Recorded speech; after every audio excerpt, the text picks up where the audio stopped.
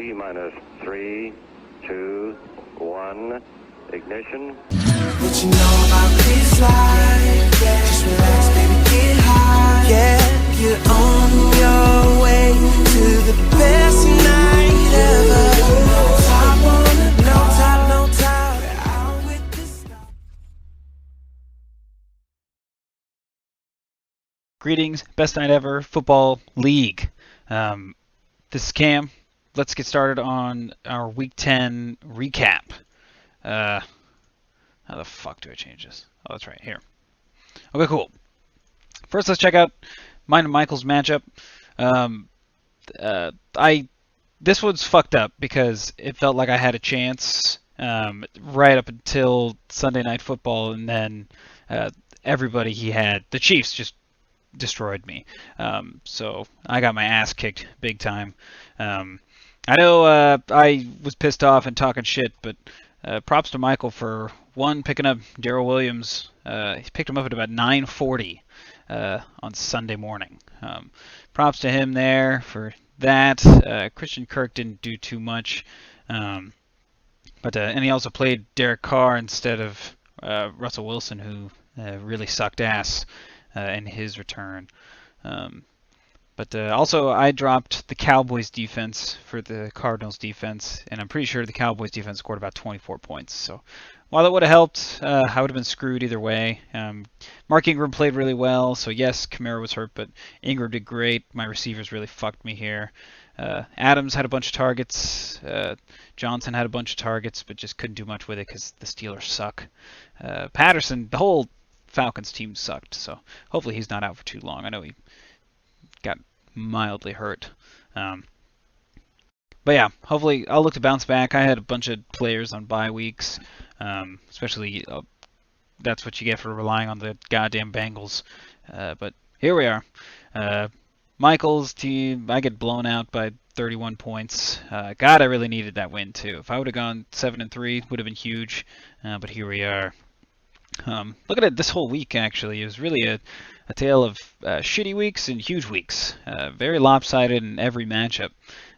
Looking at Andrew and Connor, Connor's team is pretty indestructible. Like Connor said, my quarterback's only got 30 points. Like, man, my quarterbacks have probably only combined for 30 points like 4 times this year. I would kill for that. But despite mediocre play from his quarterbacks, his team was still really damn good.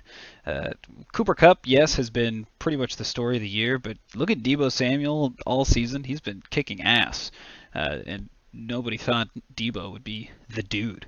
But he's been pretty awesome. I play Connor in Week 11, so hopefully he sucks. I know at least Cooper Kupp doesn't play, so that's sick. But yeah, pretty good production all the way around for Connor, and poor Andrew. The one guy he could depend on really cucked him here. Stafford had a shit game. Heineke played all right, good for him. Eckler was okay. He traded for this guy, and you just can't rely on him right now because they're not feeding him the ball consistently. Because they got fucking Melvin Gordon who's just lingering around. AJ Brown had a shitty game. The Titans they're just not going to throw that much, so it's really tough. I know that firsthand, having Tannehill. But yeah, 0 for 7. That's pretty damn funny. That really sucks. But I don't know if I've ever seen that. 7 targets and 0 catches. That's wild.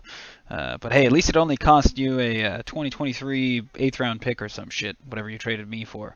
But hey, Colts defense had a decent game for you, so things are looking up. But Andrew hope to turn around here. Luckily, he can kind of chill out. Just needs to build a decent postseason roster. Regular season wins aren't super crucial at the moment. But yep, so it turns out to be a nice 62-point win for Connor. Jesus. Looking at Finn and Jacob's team. Yeah, speaking of 60-point wins, Jesus. Finley's team is, I think it's in rebuild mode currently. Kelsey finally had a good game. The whole Chiefs offense lit up here. So that's good for him to see. Kelsey, he should still be a strong tight end play. Quarterbacks did not do him any favors. Aaron Rodgers coming back from COVID. Hopefully he bounces back because I really need him to throw to Devontae Adams. That'd be sick. But even if these guys would have had better games, the whole story is Mahomes had 41 damn points.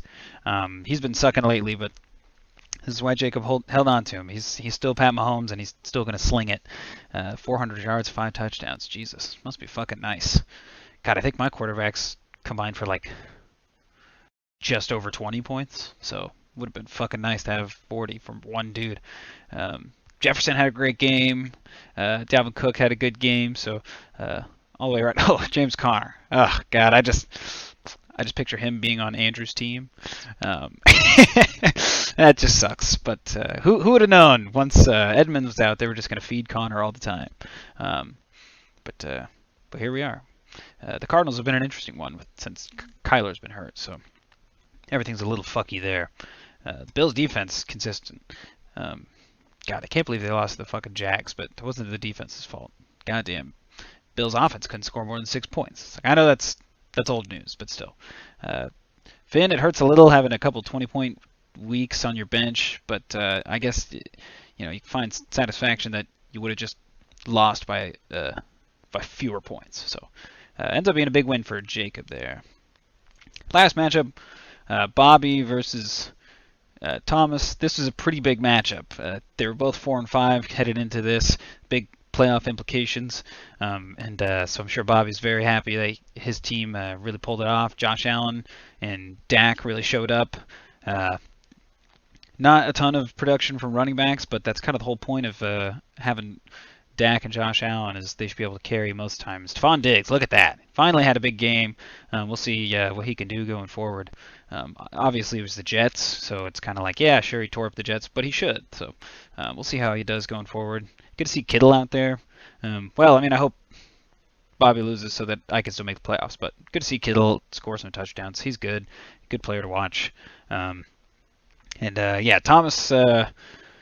that's tough. Seeing Colt McCoy with negative points when you got Kyler Murray just sitting there hurt on the bench. You just hate to see it. Taysom Hill, he just doesn't belong in this league. I don't understand. It's some sort of horse shit. That's all I have to say. Otherwise, I'll get too upset.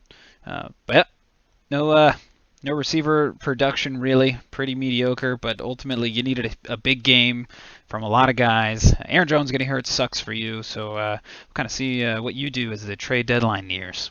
All right, so that's a recap for Week 10. But now I want to take a look at the playoff picture. Checking out this very colorful bullshit that I came up with here. Connor and Michael looking pretty good, making the playoffs. I say that as far as like it's not a guarantee. They're it. So really, it's about these 3 and 4 seeds for the playoff picture. And right now, really in the thick of it are myself, Bobby, Thomas, and Jacob. So I wanted to look at the next 3 weeks because these are going to be pivotal weeks. Checking out kind of the strength of the remaining schedule. Jacob's looking pretty tough with looking like no gimme weeks. Thomas, Michael, and Cam, myself. Pretty tough string of weeks. Thomas and my team have kind of been on a little bit of a shitty streak as far as the last 2 weeks. Pretty low scoring, but a lot of talent on the rosters.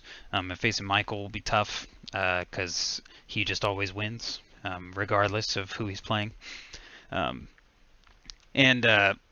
Thomas, kind of in a similar boat, but he's got Andrew. Andrew's team also good, but also it's Andrew, kind of the exact opposite of Michael. He just loses to everybody. It doesn't matter. And then you look at me. I got to face Connor, which is tough. Tough matchup this week. But then I got Finley. Hopefully I can pull away with that one because he's got Travis Kelce on a bye. And then I've got Jacob week 13, which could come down to have a lot of stakes on that one matchup. And then Bobby, he's got Finley and Andrew. So out of the 4 of us, he's got the easiest remaining matchups. Over here is really me thinking, okay, what could be our win-loss totals heading into the last week, and it could very easily come down to kind of this here, where 3 guys are 6 and 7. And I don't know what the tiebreaker is, but I was thinking if the tiebreaker is points for, which would make the most sense to me, this is how it would shake out currently. As far as currently, I lead Bobby by about 28 points. Bobby leads Thomas by 10 points exactly, and Thomas would lead Jacob by about 46 points.